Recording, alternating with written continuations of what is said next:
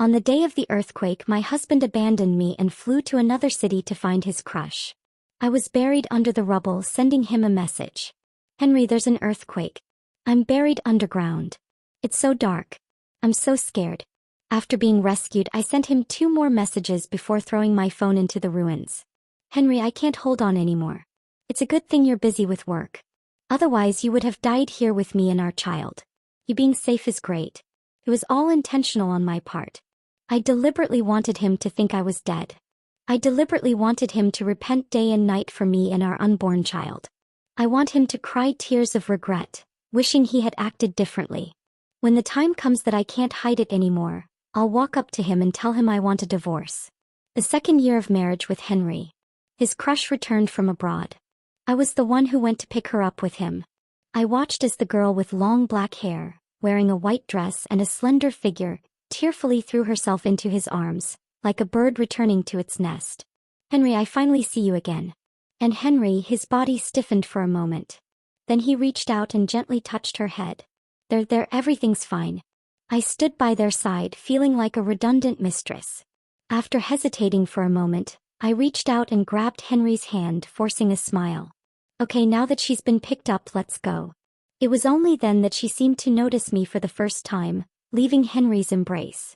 She was smiling, but there was a hint of surprise and unease on her face. Henry, you're married, Henry whispered. The 3 of us then awkwardly made our way back home. Eileen was Henry's crush and also his half-sister. I had always known that Henry had feelings for her. But it was only after we got married that I found out about these things. Henry's family background was somewhat complicated. He was an orphan.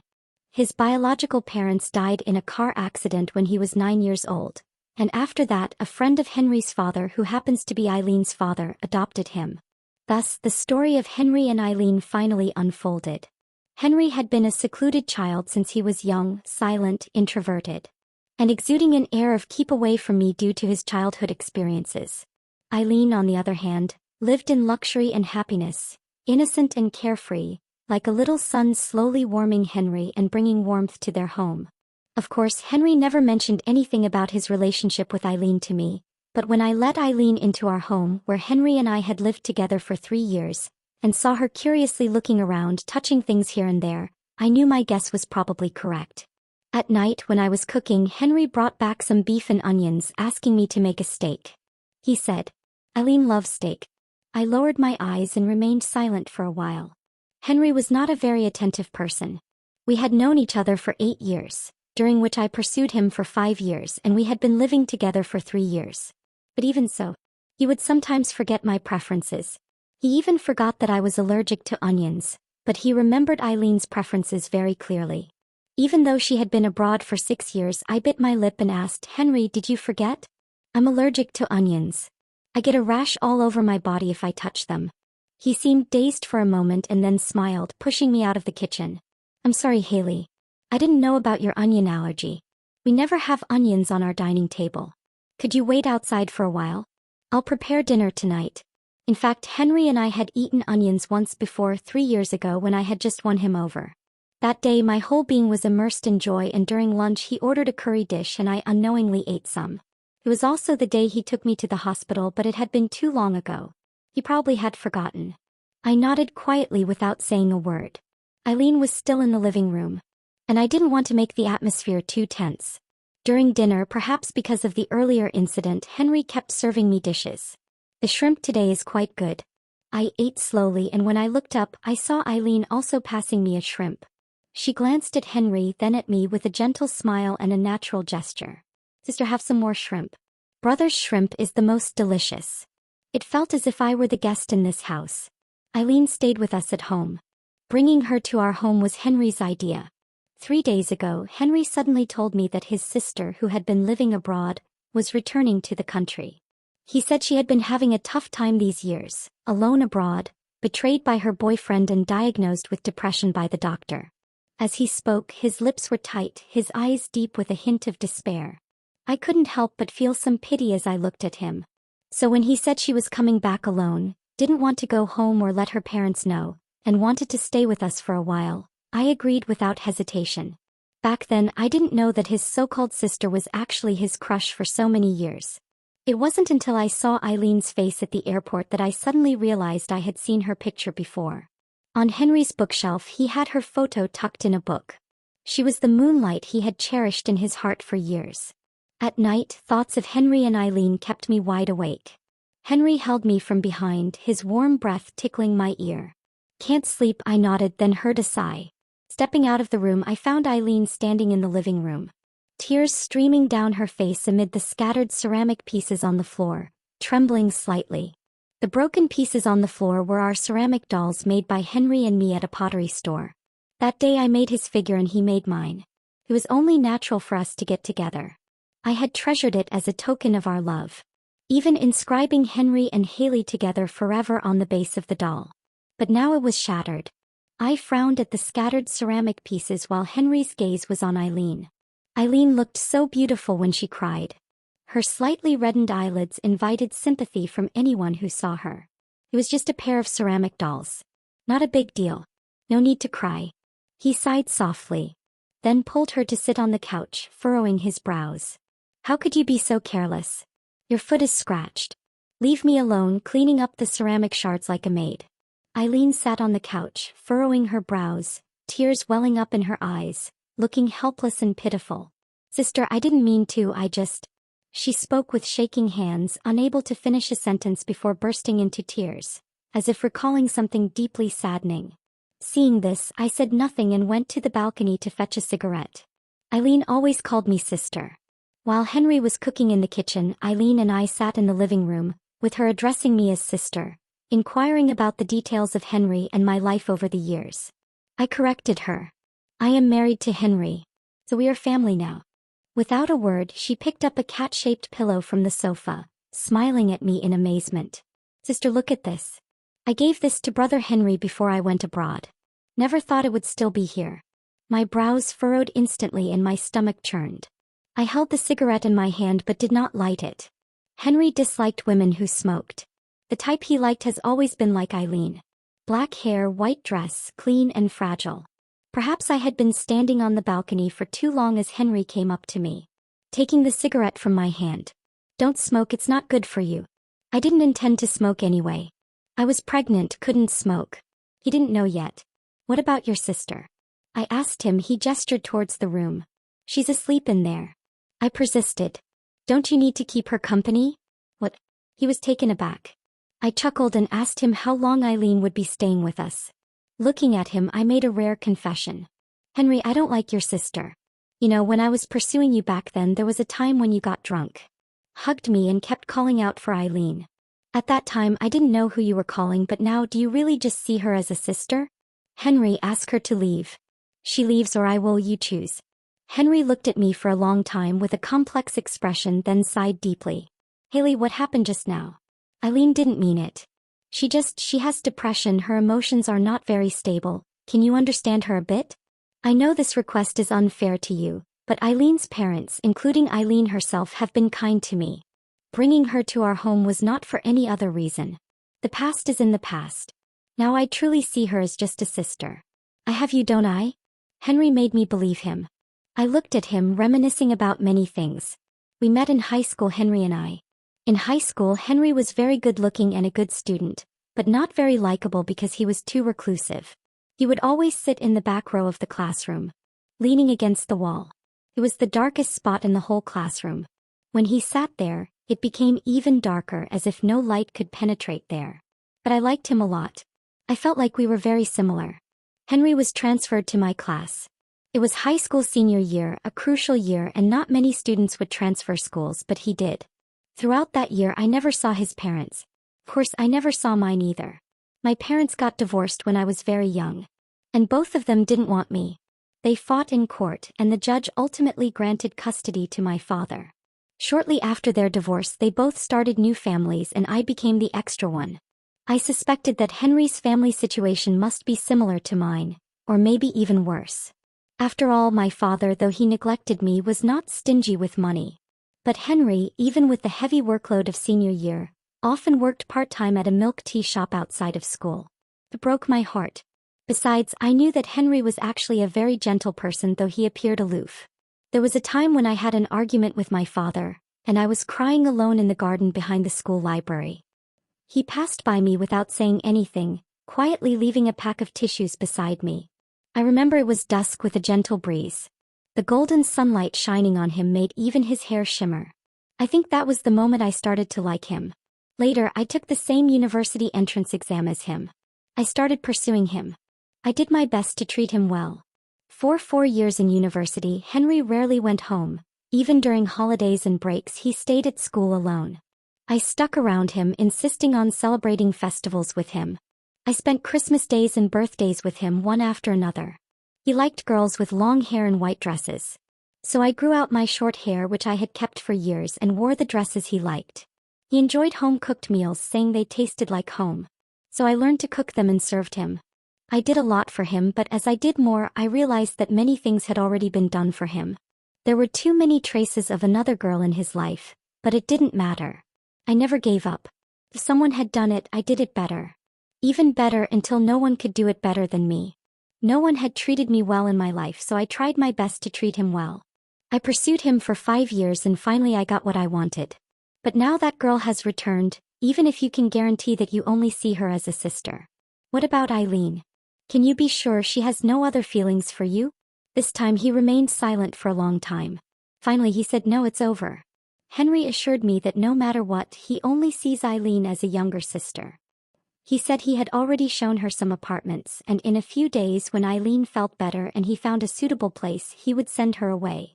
I still couldn't bear to part with him. With the 8 years between us, I decided to trust him once again.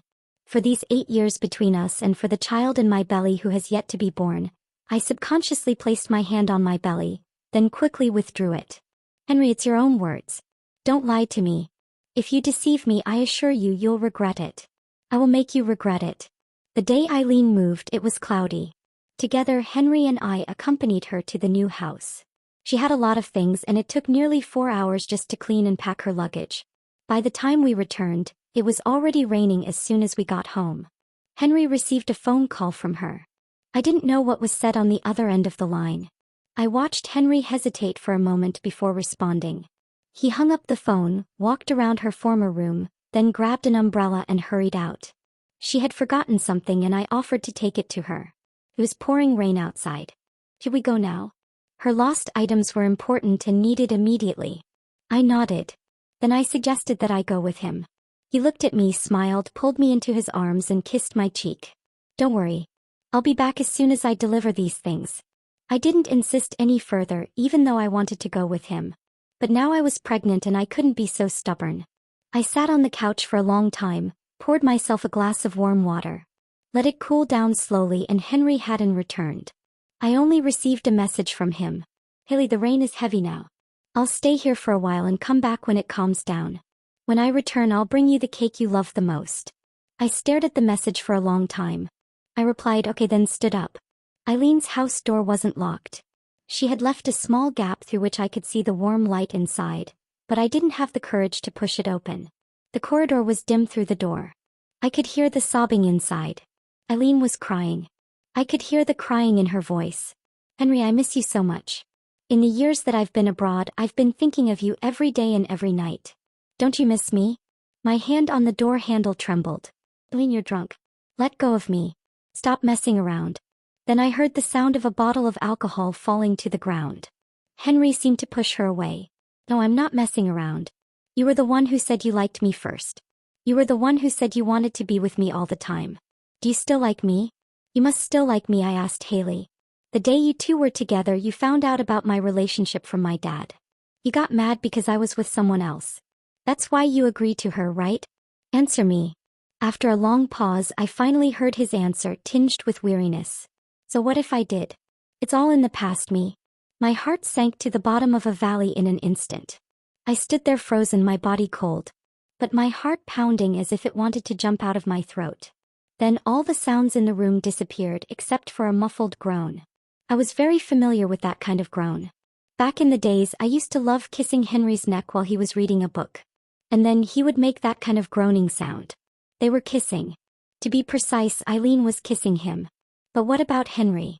What was his reaction, his expression like? Instinctively, I cracked open the door a little in the warm light that hit my face. I saw Henry's stunned expression clearly, but in the next instant he slowly closed his eyes. They were kissing in the warm light. I couldn't hold it anymore, so I covered my mouth and ran away frantically. Perhaps hearing the noise, the two inside the room separated. Henry followed me out. Haley, let me explain. Things are not what you think. Back home.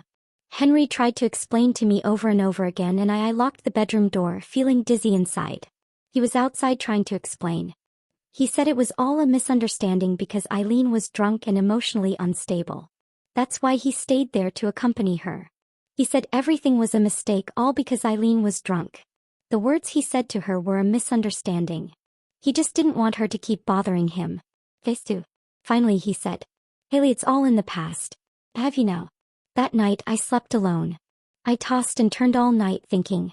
The next morning I came out of the room early, pushed the door open and saw Henry standing at the door. He seemed to have not slept all night, with noticeable dark circles under his eyes and a bit of stubble on his chin, but his expression was cautious. He looked at me cautiously, like a dog afraid of angering its owner. I thought for a moment, then smiled at him.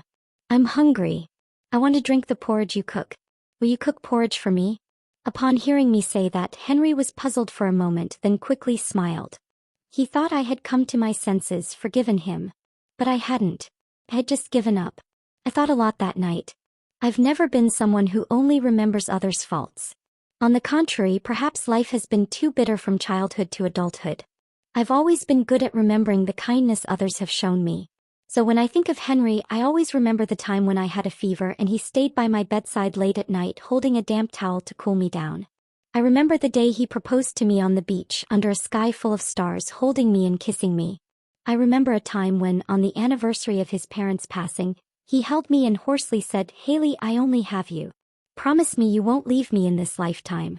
But I also remember other things. I remember all these days he kept wavering between me and Eileen. I remember he forgot what I was allergic to, but remembered all her food preferences. I remember that although he said he loved me, his eyes were always looking at her. I remember that in these 8 years I couldn't buy a genuine heart from him. I'm tired. I'm really tired, but I'm also unwilling. I'm unwilling that I've given so much and got nothing in return. I'm unwilling that once I leave, they can live happily ever after. Closing my eyes heavily, I decided that even if I left, Henry couldn't be unencumbered and be with Eileen. In the following days, Henry was very good to me, even considerate. He would go out of his way to buy the cakes I liked, buy the latest handbags to make amends, and kiss my cheek every morning before leaving. He started going to work on time, spending more time with me. But I also saw in Eileen's social media that he was buying her medicine, cooking for her, celebrating her birthday. Her last Instagram post was a series of 2 photos. One was of her and him many years ago, their faces young and full of genuine and warm smiles. The other was a selfie. In the photo, Eileen was holding a bouquet of roses with a sweet smile, and behind her, a man in an apron was busy in the kitchen. The caption read, "Time flies, but we," just like in the past, anybody who saw such photos and captions would assume they were a loving and newlywed couple. I glanced at it, then gave it a like. After a while, I received a call from Henry. Haley, have you finished work? Let me pick you up for dinner. Sure, let's go have some Western food. I happily agreed. Though deep down I thought, is really busy. Busy taking care of me and busy being with her. Reluctant to leave me, yet unable to let go of her, I pretended to know nothing, playing the role of a good wife who trusted him wholeheartedly. One evening I distinctly heard Eileen calling him, and I simply asked, "Is that Eileen?" At that time he was lying next to me, half asleep as he answered the call, his mind still groggy. "Yes, she has a cold and a headache," he spoke, then suddenly paused. "Haley," I smiled and interjected. "Then go and see her. Just remember to come back early." That night Henry did not leave. He said they had medicine at her place and she had taken it and would be fine after a good night's sleep. After his words he turned to look at me. His expression? How can I describe it? A mix of disbelief and hesitation. He hesitated for a long time and finally blurted out, What? I acted clueless in the middle of the night. "You want me to deliver medicine to another woman?" So he also knew it was not right. I smiled lightly and softly said, "After all, she is your sister, isn't she?" "Henry, I have thought it over. I should trust you. People have to look forward, right? Let the past be the past." That night Henry and I had a long conversation. I was never someone who liked to act coquettish or vulnerable. I always liked to appear strong. But that night, I imitated Eileen, trying to show vulnerability to him, deliberately magnify my pain. Pretend to be fragile, and then told him, "Henry, I only have you. If I can't even trust you, who can I trust? You promised that you would be good to me for a lifetime. You won't let down my trust, will you?" I knew his temperament. I knew that by doing so he would pity me and feel guilty. A man's guilt is always more reliable than love, but that alone was not enough. Far from it, I slowly placed my hand on my abdomen. Feeling a twisted sense of satisfaction in my heart, there was satisfaction, but more so there was pain. I had longed so much for the arrival of this child. Both Henry and I loved children, perhaps due to our broken families. We both hoped to have a child of our own bloodline. Not long after we got married, we once had a misunderstanding. That time, due to an incorrect method of pregnancy test, I thought I was pregnant. When I told him this news, I could never forget his reaction. He seemed stunned by a huge surprise. Dazed for a while before coming to his senses, his eyes shining. He was not someone to openly show emotions, but at that moment he couldn't contain his smile. He excitedly lifted me up quickly and cautiously put me down, his face filled with regret and worry. He was afraid his actions would harm me and the child in my belly. This time when I found out I was really pregnant, I was also excited, eager to tell him. But for some reason that night, I saw his absent-minded look and inexplicably didn't speak. And now, as I touched my belly, all I thought was, what if Henry knew I had a child? If he knew, and if it was him who caused the child's death or worse? If the child was lost due to him and Eileen, what would he do? I must be going crazy. I was like those evil antagonists in TV dramas, using a child as a bargaining chip. But I just couldn't help it. He loved children so much, he had so longed for a child with me. We even had a name ready for the child. If that were the case, he wouldn't be able to be with Eileen without any guilt, right? In another 10 days, it would be the second anniversary of my marriage to Henry. On that day, Henry took me on a trip to celebrate. I don't know why. But as soon as we reached the destination, I started feeling unwell. Even though this child had been so obedient in my womb since I got pregnant, there had never been any discomfort. At night, with my eyes closed, I lay on the bed, unable to sleep no matter what. Henry was lying beside me, fast asleep. The night was deep and silent, enhancing every sound. I heard the vibration of a cell phone. It was Eileen calling. Again, Henry picked up, said a few words, then hung up. The phone vibrated again and again. On the other end, I could hear Eileen crying. "Henry, can you come see me? I feel so unwell. I think I'm going to die. Nobody loves me. You don't want me either, do you? I'm standing on the rooftop right now. The wind is so strong, the sky is so dark. Will you come and see me?" Finally, Henry massaged his forehead and sighed softly. I continued lying on the bed, pretending to be asleep, until he nudged me awake. He kissed my cheek. "Haley, there's some trouble at work. I need to go back for a bit. I'll be back tomorrow morning." Normally, I would have nodded obediently, playing the gentle and accommodating role I had portrayed in these days, believing everything he said without question. But for some reason my heart kept pounding. I acted as if I had a nightmare and clung to his waist. I even managed to shed a few tears. "Henry, please don't leave. I just had a bad dream. Don't leave me alone here." But Henry still left. He patted my head, asking me to be good and wait for him to return. Little did I know he wouldn't come back. At 2 a.m. an earthquake struck here. The house collapsed. I was buried in the rubble. What was it like being buried in the rubble? Dark, endless darkness. The air was limited. The space was limited. Only darkness, which was infinite. Infinite darkness magnifies all the weaknesses and darkness within a person. I thought I had completely given up on Henry. Completely disappointed in him. I thought I was strong, but I wasn't. When I was trapped in the rubble, unable to move, I realized I was still weak. In the darkness, I texted Henry. "Henry, there's been an earthquake. I'm buried underground. It's so dark. I'm so scared. Am I going to die? I don't want to die." In those 4 hours, I sent him many messages, from fear in the beginning, to numbness in the middle, to bitter hate later on. During those 4 hours, I even received messages of comfort from my friends. But Henry never replied. I couldn't help but wonder what he was doing during that time. While I was trapped in the rubble, was he at Eileen's house, or perhaps in her bed, whispering sweet nothings to her? The thought made me tremble uncontrollably. I was buried in the rubble for 10 hours. When I was rescued, I suddenly had another idea. I sent him 2 final texts, trembling, then threw my phone into the rubble. Henry, I can't hold on anymore. Luckily you have work to do. Or you would have died here with me and our child. You're really lucky to be safe. It was deliberate. I wanted him to think I had died in the rubble. I wanted him to feel guilty, to regret. I wanted him to remember. It was him who suggested, who brought me here.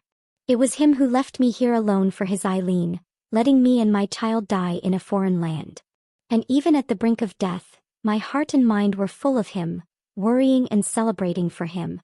I wanted him to be haunted by memories, surrounded by shadows of me. I wanted him to feel guilty, unable to sleep at night. By the time Henry received those messages, it was already broad daylight. The previous night when he found Eileen, she was standing on the rooftop, the wind threatening to blow her over. She turned, looked at him, and gave a faint smile. Henry, you're back. I knew you'd still have me in your heart. For some reason, seeing this scene, he felt a hint of weariness. Of course, mostly it was heartache. That night, Eileen held him, repeatedly recounting her grievances. At this point, he couldn't quite understand his own feelings. Did he still love Eileen? It seemed not as much. He knew he loved Haley. 8 years together made her not just a lover but also family, though she was the one who initially pursued him, who first fell for him. But over these 8 years he couldn't bear to leave her. Towards Eileen he felt only reluctance. He just felt sorry for her. She was his lover from his youth, the one he couldn't forget, the one he couldn't touch. Back then everyone was against them. And now he knew he should push her away. But he didn't. He just patted her head, telling her not to overthink. Did you take your medicine today? Is there any discomfort anywhere? I'll take you to see a doctor, he told himself. It's okay. He was just taking care of a patient. He was just taking care of his sister. Haley didn't know anything. Haley loved him so much. Just this once, the last time when he woke up in the morning, the sky was already bright. He was woken up by the alarm clock. Subconsciously reached for his phone only to find his scheduled flight was cancelled. Then came a barrage of message notifications. Finally, he saw Haley's text messages one after another. She said there had been an earthquake. She was buried underground. It was so dark. He was so scared. For a moment he felt like he was plunged into an ice cellar. Even the hand holding the phone began to tremble. He told himself, it's impossible, it's impossible. None of this was real, but the overwhelming push notifications on his phone made it clear to him that all of this was indeed real. He frantically called Haley, but the call was never answered. He texted her again, but still there was no response. He started to feel scared. Fear swept over him like a hurricane. Perhaps because his face looked so pale, Eileen walked over to him and asked, "Harry, what's wrong?" Looking at her face, which was as unchanged as usual, he suddenly remembered the night before. Last night at 2 in the morning, while Haley was trapped under the rubble, what was he doing? His face darkened even more. He hastily grabbed his coat from the sofa and headed out. "Henry, where are you going?" He seemed to hear Eileen's voice, yet at the same time he didn't. He just walked straight ahead, his steps unsteady. He didn't know where he was going. Where could he go? All flights to that area were cancelled, the roads had collapsed. He couldn't get to her. He couldn't go anywhere. Henry finally returned home. Back to the home he had shared with Haley for 3 years. He held the phone numbly, refreshing it constantly, hoping to receive a message from Haley. But none came. He waited for 5 hours and finally he received 2 very short text messages from Haley. "Henry, I can't hold on anymore. It's lucky that you still have work to keep you busy. Otherwise you would have died here with me and the child. You're really fortunate to be safe." His heart exploded. A child. He and Haley had a child. He suddenly remembered a few days ago, when Haley took a package full of children's clothes and toys. At that time he was puzzled. He asked her why she bought these. She just smiled and told him that a friend of hers was pregnant. So she wanted to get her some gifts. Back then, holding her, he had eagerly asked, "Haley, when will we have our own child?" And she blushed and smiled shyly. She looked at him and asked very seriously, "Henry, if we have our own child one day, will you be a good husband and father?" "Of course I will. I will take care of you well. I will do better than anyone else and I will never let you down." Memories flooded back in an instant. He went mad searching for those things, only to discover that the house was filled with traces of Haley. On the fridge was a weekly meal plan arranged by Haley in elegant handwriting on a small chalkboard. In the closet, all the clothes were neatly organized, and even in his study on his desk, there were cards she had written for him. It's been an hour of work. Time to take a break. Remember to drink water. Why had he never noticed these things before? Why had he always taken these things for granted? He searched for a long time. Finally, in a drawer in the room, he found those things. Apart from the children's clothes and toys, he also found a very old and thick sketchbook. He knew Haley liked to draw, but he didn't know that she had secretly drawn so many portraits of him, one after another, from their first meeting in high school to getting to know each other, falling in love and getting married. She had recorded every moment with her brush. The earliest drawing was already very old, showing him reading a book in the classroom during high school. She had written beside it, "The person I fell in love with at first sight." The second drawing depicted the beginning of their acquaintance. He discreetly handed a pack of tissues to a girl crying in the garden. She wrote, "He really is a very gentle person." The third drawing puzzled him for a while, as he couldn't recall when he had looked like that. It was only after reading the accompanying text that he guessed it must have been drawn during their first Chinese New Year celebration together. She had written, "It turns out he, like me, has no home to return to. I really feel so sorry for him. From now on, I will spend every Christmas with him, although he seems not to need my company. Having someone by your side is always a little better, right?" He continued flipping through. Finally, he found the portrait of them together. There were no people in the portrait, only two well-crafted ceramic dolls. She had written beside it, "Our token of love. Although he never told me he liked me, we made ceramic dolls for each other," and he would smile as he looked at the dolls. "This should also be considered a form of mutual understanding, right? I will keep this pair of ceramic dolls safe when we get married in the future, have children, and when our teeth are old, I will still take out this pair of ceramic dolls, show them to our grandchildren, and tell them the story of their grandparents." When he read this, he took a sharp breath and subconsciously went to the living room to find that pair of ceramic dolls. But when he arrived at the display cabinet, he suddenly remembered that the pair of ceramic dolls had already been broken. His outstretched hand grasped at emptiness. Eventually, he collapsed on the floor, sobbing uncontrollably. After the earthquake, that place was closed for a total of 7 days. During these days, Henry did a lot of things. He sent her many messages and made many phone calls. He even reported her missing to the police. He searched for everyone related to her, but he never got any information about her. He even went to her parents, but they had no idea of what happened to her on that side. He refused to believe that his Haley was dead. Every night he locked himself in his room. He dared not go anywhere, as every corner of the house was filled with traces of Haley. He would think of her when he saw the paintings on the wall, the decorations on the table, the warm yellow cushions on the sofa, and the flowers on the bedside. There were so many memories between them. She loved him so much and he loved her too. But why did things turn out this way? On the 6th night, the flowers on the bedside were left uncared for and had started to wither. He was the same. He lay in bed, flipping through the photo album she left behind and the messages she sent him while buried underground. He wondered, what kind of emotions did she have while being buried underground? He loved him so much. Her love for him was always intense and passionate, but he had deceived her and he left her all alone there, being buried underground, all alone. She must have felt hopeless and scared, right? Yet she told him, "It's so good that you're okay." He closed his eyes tightly, his hand slowly moving towards his neck. It must have been so dark there, dark and gloomy, without light, with limited air. What would it feel like to not be able to breathe? His hand exerted more pressure gradually. Would it feel similar to this? He opened his mouth like a fish on the verge of death, gasping for air. But his hand did not relax at all. However, in the next moment he released the pressure. He couldn't die. He had to go find her. Even in death, he should be with her in the same place. The next time I saw Henry was on the 7th day after the earthquake. On the 7th day after the earthquake, the roads were finally cleared and flights resumed. I hid in the tent, watching him holding my photo, looking for me everywhere. He had already asked the person in charge here. But there was no news of me there. How could there be news of me? I just didn't want him to find me. After being rescued, I lied that I didn't have my phone or ID with me. When they were gathering information, I gave my friend's name and ID number.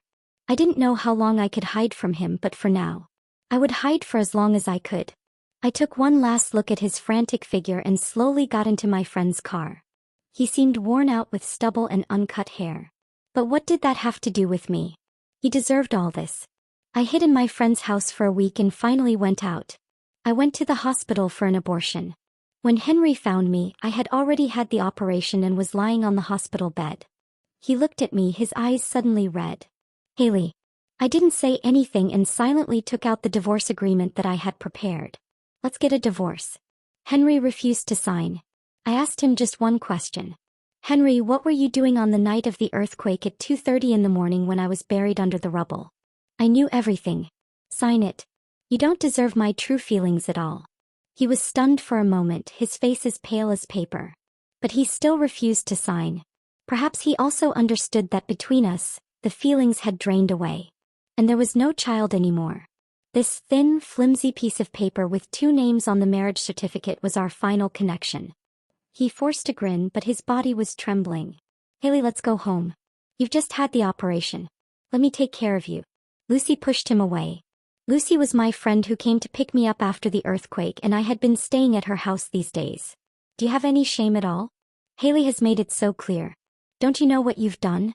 How dare you say anything about taking care of you? Well, I don't need you to take care of me. I will take good care of Haley. He asked me again how he could be forgiven. Haley, I know I was wrong. I will change. Will you forgive me? Will you give me another chance? Another chance? I've given it to you. I've given it to you already. I asked you. I believed in you. But what about you? He couldn't say a word. He brought out the album. Veins popped out on his hand as he clenched the album. After hesitating for a while, he finally blurted out. But Haley, you love me, right? No one will ever love him like she did. If you love me so much, how could you suddenly stop loving me? He could actually ask such a question. I looked at him intently with no more ripples in my heart. I smiled lightly, snatched the album from him and tore it to pieces. Henry, I loved you, but that was in the past. I loved you. But who wouldn't be better to love than you? Every stroke and line on this book is my true feelings, but you don't deserve to keep my true feelings. In the days that followed, Henry came to see me every day. Every time he would bring the soup he cooked, then knock on Lucy's door, and Lucy, every time in front of him, poured the soup down the trash can and then drove him away. A week later, Lucy was fed up. She called the police to drive Henry away. So after that, Henry waited for me at the gate of the community every day. He waited for me for over half a month. During this half a month, he quit his job and even Eileen was abandoned, and I never went downstairs to see him. On the day half a month later, it was my birthday. That day, Henry bought a birthday cake, called me hoping I would come to see him on the phone. He said he would wait for me until I went to see him. I didn't say anything and hung up the phone. I still didn't go to see him. That night it was pouring rain. Early the next morning I received a call from Eileen. She told me Henry had a high fever and was lying in the hospital. She begged me to come to the hospital to see him. I still didn't say anything and hung up the phone, but I still went to the hospital. The smell of disinfectant was strong in the hospital. Henry saw me and his eyes lit up immediately. I looked at him, then at the equally haggard Eileen beside him, and directly slapped them each. What are you doing? It was Eileen who spoke. She spoke about to push me, but I pushed her to the ground first. I gave her another slap, splashing the water on the table onto her face. I looked at her steadily, one word at a time. What? Shouldn't you be hit? You should be grateful that I can't be bothered to argue with you now. Or I would have made your affairs public a long time ago. Don't you have depression? Can't you live without your Henry? Now your Henry doesn't want you. Why haven't you died yet? Or is your diagnosis report completely fake?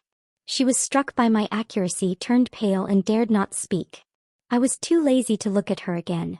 While we were arguing, Henry just watched me quietly all the time. It was as if he completely ignored that I had slapped Eileen. He didn't say a word, and when I turned to look at him, he carefully tugged on my sleeve, his eyes red, looking hopeful. Haley. I pulled my sleeve out silently, frowned, and said slowly, Henry, you really disgust me like this. He stammered. I just feel guilty. I want to make it up to you. I laughed out loud and once again threw the divorce agreement in front of him. Want to make it up to me? You're just self-pitying. I've said it before, in this life, the next life. I don't want to see you again. Do you understand?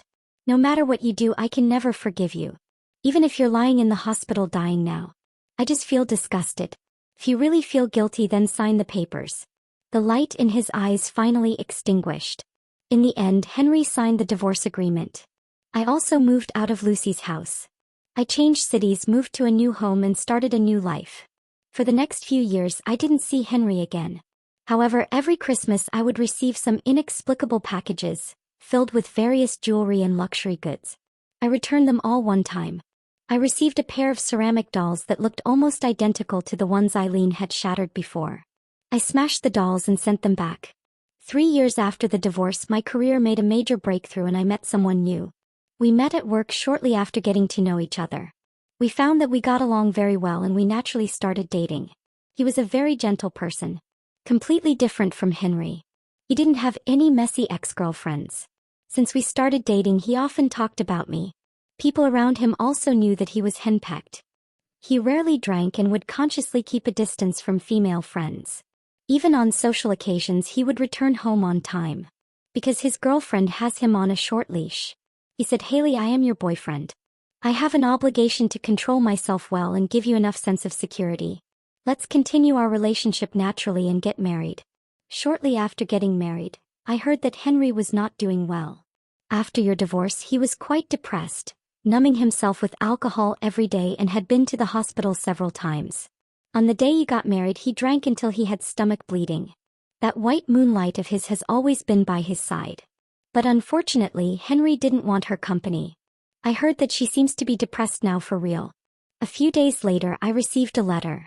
There was no signature, but as soon as I saw the handwriting, I knew it was from Henry. I didn't open it, just tore it up and threw it in the trash. After so many years, I had already moved on to a new life and I didn't want to know what else he had to say to me.